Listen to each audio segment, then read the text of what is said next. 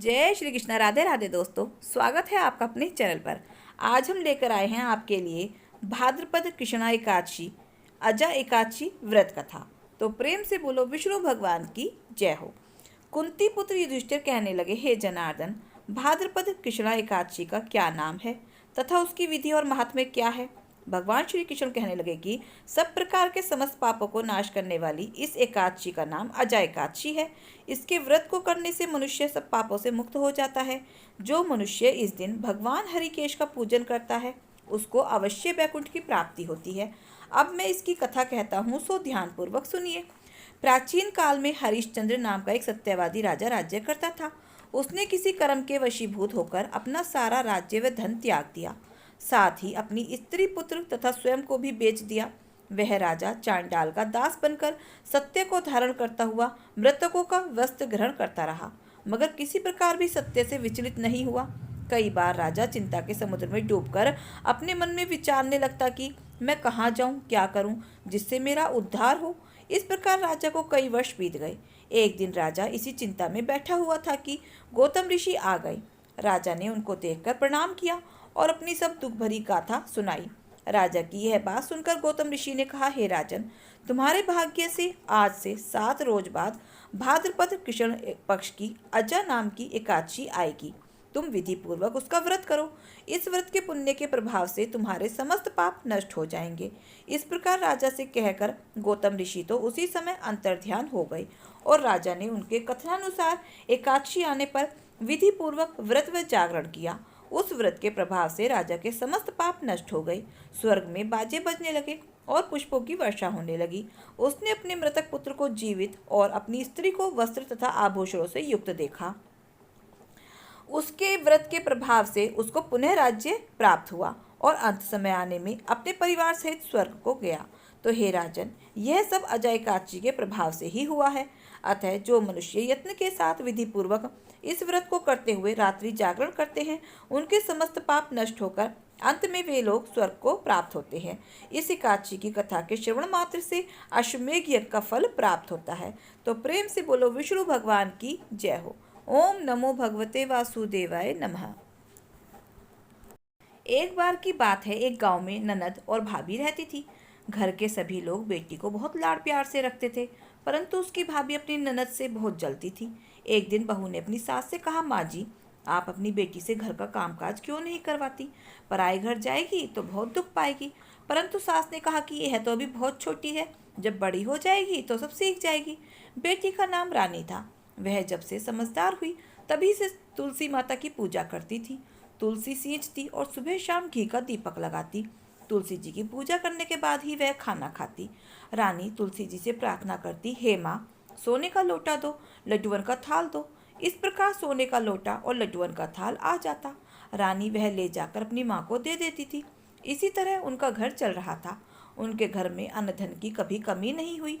एक दिन उसकी माँ अपने बेटे से कहती है, बेटा, रानी के विवाह का समय हो गया है, तुम उसके लिए वर खोज दो।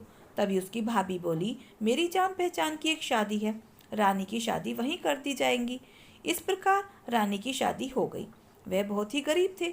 सुबह हुई तो रानी ने अपनी सास से कहा, मैं पहले तुलसी की पूजा करूंगी, उसके बाद ही अन्न ग्रहण करूंगी। सास बोली, हमारे यहाँ तो तुलसी का पौधा नहीं है।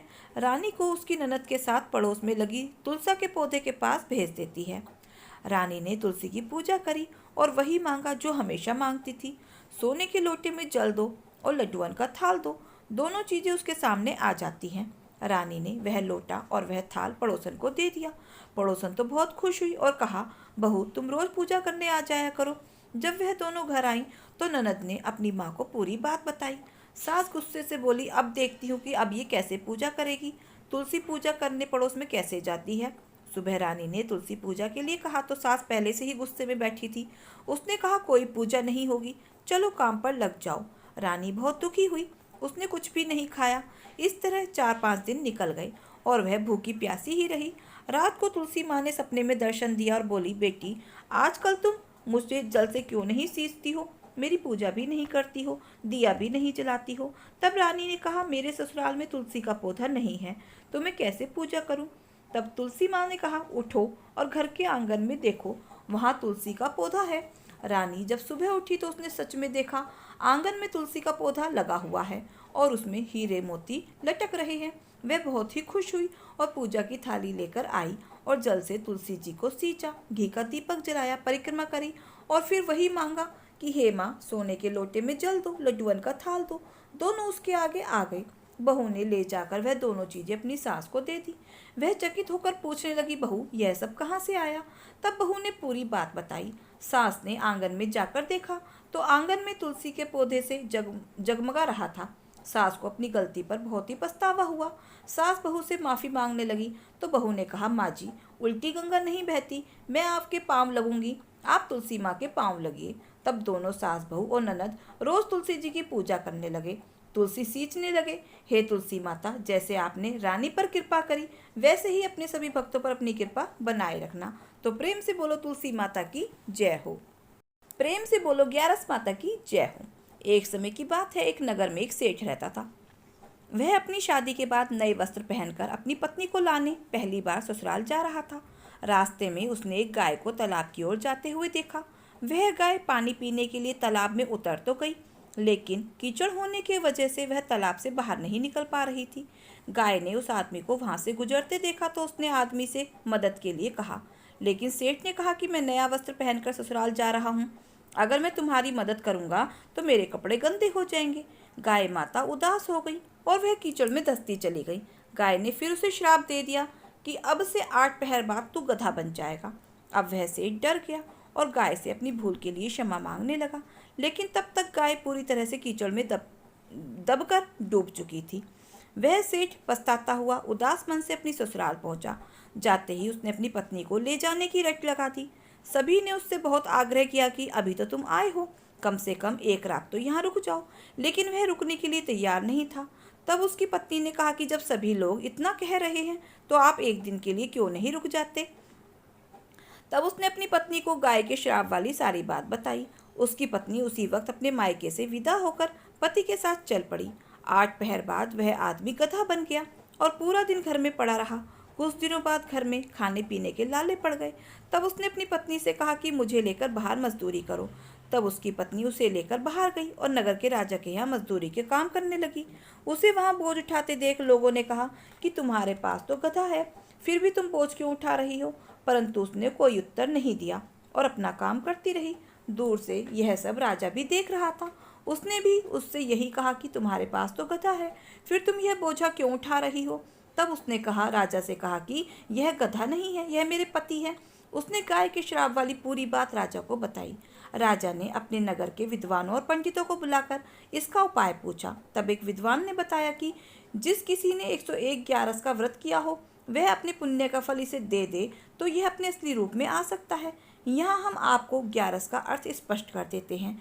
11 एकादशी का व्रत करने पर 1 ग्यारस पूरा होता है और 22 एकादशी व्रत रखने पर 2 ग्यारस पूरे होते हैं।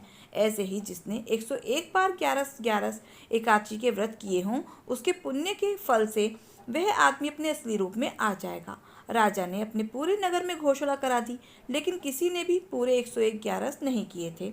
कई दिन बीतने पर उन्हें एक बुढ़िया मिली जिसने 101 ग्यारस पूरे कर लिए थे।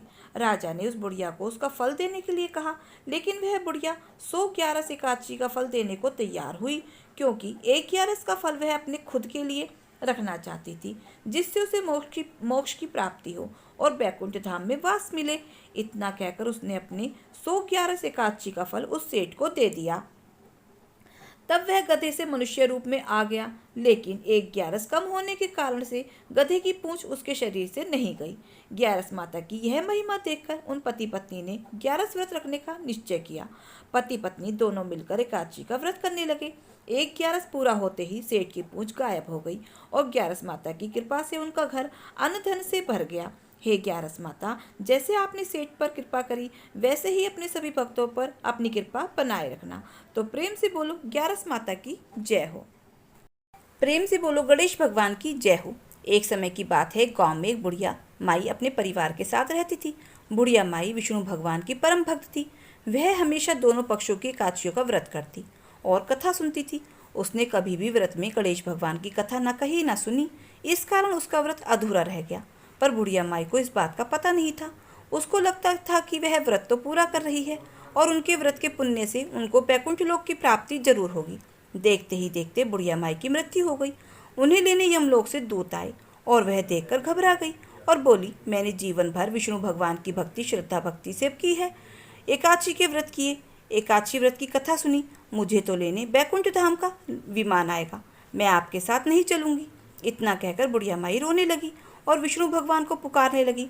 विष्णु भगवान गरुड़ पर सवार होकर आए, बुढ़िया माई के पास आ गई और बोले, बुढ़िया माई, तूने तो पूरी श्रद्धा से व्रत किया, पर तुमने व्रत में कभी भी गणेश भगवान की कथा न कही न सुनी, इसी कारण तेरा व्रत अधूरा है। बुढ़िया माई विष्णु भगवान से जीवन दान मांगने लगी ताकि वह एकादशी का व्रत करके उसका पूरा पुण्य प्राप्त कर सके। इस प्रकार बुढ़िया माई को विष्णु भगवान ने 2 साल के लिए फिर से पृथ्वी पर भेज दिया। अब बुढ़िया माई जीवित होते ही गणेश भगवान का नित्य नियम करने लगी। बुढ़िया माई एकादशी व्रत तो करती, एकादशी व्रत की कथा सुनती और अंत में गणेश भगवान की कथा भी पूरी सुनने लगी। इस प्रकार 2 साल में बुढ़िया माई ने सारे 11 पूरे कर लिए। गणेश भगवान की कृपा से एकादशी का पूरा पुण्य बुढ़िया माई को प्राप्त हुआ। बुढ़िया माई की तपस्या से गणेश भगवान प्रसन्न हुए और बुढ़िया माई के सामने प्रकट होकर बोले, बुढ़िया माई, तुमने मेरे नित्यम के साथ ही व्रत को श्रद्धा पूर्वक किया है, कथा सुनी है, इसलिए मैं तुम पर अत्यंत प्रसन्न हूँ। मैं तुम्हें आशीर्वाद देता हूँ कि जब तक यह पृथ्वी रहेगी तब तक तुम्हारी इस तपस्या का गुणगान लोग करते रहेंगे। साथ ही एकादशी व्रत में तुम्हारी भक्ति की इस कथा को जो भी मनुष्य प्रेम पूर्वक सुनेगा उसको व्रत का संपूर्ण फल प्राप्त होगा। गणेश भगवान बुढ़िया माई पर प्रसन्न होकर बुढ़िया माई का घर अन्न धन से भर देते हैं, साथ ही रिद्धि सिद्धि का वास करके अंतर्ध्यान हो जाते हैं। 2 साल बीतने पर बुढ़िया माई की मृत्यु हुई। इस बार उन्हें लेने बैकुंठ लोक का विमान आया। बुढ़िया माई को पूरे मान सम्मान के साथ बैकुंठ लोक ले जाया गया। इस प्रकार गणेश भगवान की कृपा से बुढ़िया माई का घर अन्न धन से भर गया और मरने के बाद बैकुंठ लोक का सुख प्राप्त हुआ। तो हे गणेश भगवान, जैसे आप बुढ़िया माई पर प्रसन्न हुए, बुढ़िया माई के व्रत को पूर्ण किया, उसके घर को अन्न धन से भर दिया, वैसे ही एकादशी व्रत करने वालों को भी पूरा फल देकर उनका घर अन्न धन से भर देना। तो प्रेम से बोलो गणेश भगवान की जय हो। दोस्तों, अगर आपको हमारी कथा कहानी अच्छी लगी हो तो प्लीज़ वीडियो को लाइक शेयर और सब्सक्राइब अवश्य करें, अपना प्यार और सहयोग दें। मिलते हैं फिर ऐसे ही नई कथा कहानियों के साथ। धन्यवाद।